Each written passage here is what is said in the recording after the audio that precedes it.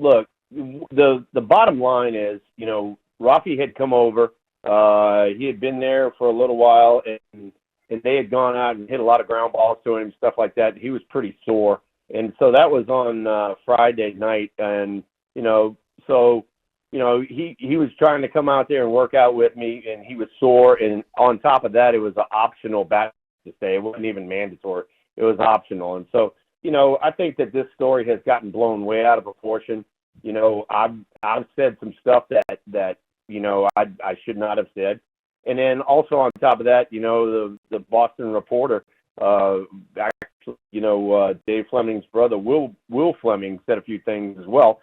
But the thing is, I have reached out to Will. Actually, Will reached out to me as well. And we talked about it. We hashed it out. It's water under the bridge.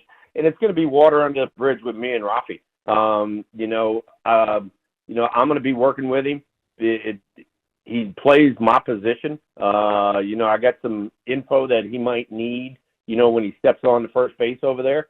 And, I'm a team guy. And, I told Bob Melvin this, I usually keep everything in-house.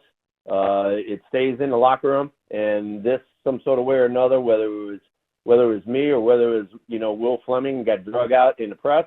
And we are going to squash this right now. Rafael Devers and I are going to be fine moving forward. I don't have any problems with Rafi. I respect him a ton as a player. And like I said, he's making a transition. He's making a transition from third base over to first base, and we will be fine. Great speech. Great. You addressed it all. I'm glad to hear you and Will Fleming spoke. This is what happens when people move in the world of sound bites now. Will, that not only that, yeah, Murph. You and Marcus know. Not only that, but then also, I was kind of a little bit of a victim of some AI stuff too. And there's a reason that all of this shit came out, a week later, 10 days later, whatever it is because I even saw some stuff about Cal Raleigh and AI stuff, and he caught a little grief about it, talking, and it was AI about him talking about Julio Rodriguez, and then also the owner of the Mariners. So, with the way the world's going now and the social media and stuff like that, if anything, I'm going to draw back away from it even more. And just, when I do stuff, it's going to be face to face and me just working with the player only, and that's it.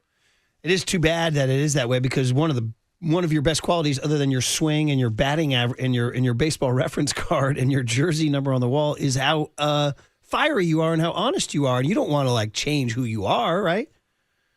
No, I'm not going to change who I am because I love the competition and I love the camaraderie, the teammates and stuff like that. And so that's why I was telling you. Rafi Devers is a proud man. He's had a lot of success in this game of baseball, and he's going to do fine in this game of baseball. And I want to be there to support him because I enjoyed getting those World Series rings on my fingers.